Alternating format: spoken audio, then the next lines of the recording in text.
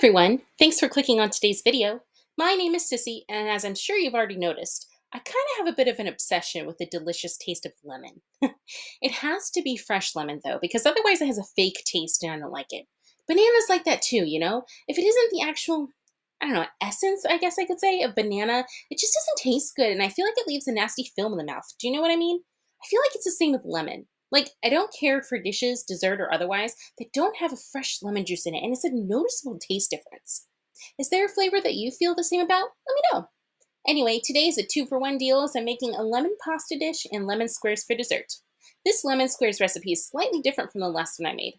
I had quite a bit of that organic lemon juice I had to use up, so I've been making so many lemon-themed dishes lately, and well, I think my husband will be excited when we move on to another dish. As always, so it seems, I don't follow the ingredients exactly as I don't have everything the recipe calls for, but I feel the dish still comes out super tasty. The ingredients for the lemon pasta dish that I used include pasta. I had the very grown-up macaroni shape in my pantry today. Butter, avocado oil, garlic, lemon juice, heavy cream, Parmesan cheese, salt, and pepper. First, I melted together the oil and 2 tablespoons of butter. I think the recipe calls for equal amounts of both, but I eyeballed the oil. Then I had fresh garlic instead of shallots, so I cut those up instead and cooked those in the butter oil mix for a bit. I really need to get a garlic press, but I actually didn't mind the rough chopped chunky garlic in this dish as it added a nice bit of texture. I just wish I had had more garlic, that's all. One can never have too much garlic. Then I added in the lemon juice, and I think I tripled the amount of lemon juice in the sauce, not because I wanted to use it up, but because I had already made this once before and wanted more lemon flavor than what was suggested. The recipe calls for 2 tablespoons of lemon juice, and I think I added about 6.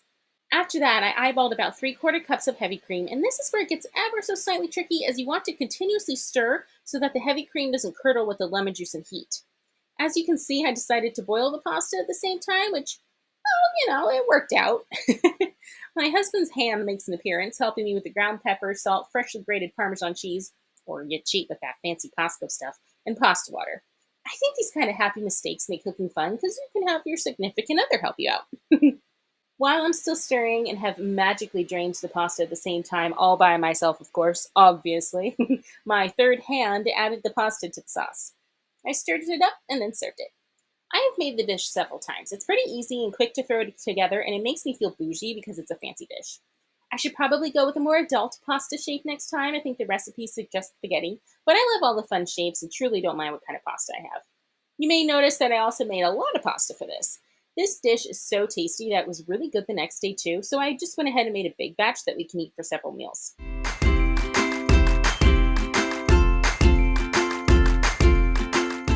For dessert, we made lemon squares.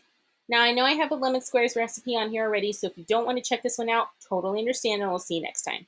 But I have to say that my husband actually liked this version of lemon squares even more. And for those of you who want a super easy dessert and don't want to break out a bunch of equipment and stand mixer and all that, this was so simple to do, it really surprised me. If you like lemon squares like I do, this recipe came together super quickly and easily. The only bummer was I didn't realize that it was best to let it chill overnight, so we didn't get to try it till the next day, but I'm telling you guys, it was worth it.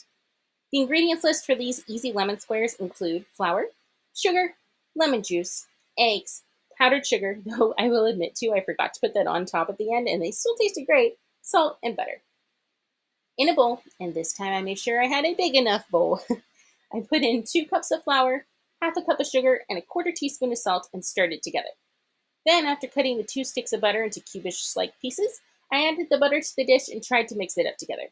I don't have a pastry cutter, so I used a trick I learned of the back of the fork to get similar-ish results. It's quite an arm workout, I'll tell you. Then I put it all into a small greased casserole dish and cooked it for 20 minutes at 350 degrees. While that was cooking, in a different bowl, I whisked together 1½ cups of sugar and a 1/4 cup of flour. Then I added in the 4 eggs and what I thought to be the equivalent of the juice of 4 lemons. It looks like I added about 8 tablespoons worth. Who knows if that's right. And I didn't have any lemon zest, but that's fine. Sometimes I like the texture, sometimes I don't. After pulling out the crust, I had to kind of flatten it out and get rid of the bubbles. That could have been because I didn't have a pastry cutter and didn't really make things even, so the butter kind of pooled to one side, but it still came out okay. I then poured the filling on top of the crust and baked for another 20 minutes, making sure when I pulled it out that the center wasn't too jiggly. Afterwards, as much as we wanted to try it, it was getting late in the evening, so we put it in the fridge overnight and tried it the next day. The crust was flaky and buttery, and it came out super tasty. I had been a little worried that I used too small a dish because the crust became thick, but I really liked it because the butteriness of the crust offset the sweetness of the filling, and I think they worked well together. Would you make either of these? If so, I'd love to hear all about it. I hope you enjoyed this video, and thank you so much for listening. Please like and subscribe. Have an amazing day, and I'll talk to you again soon.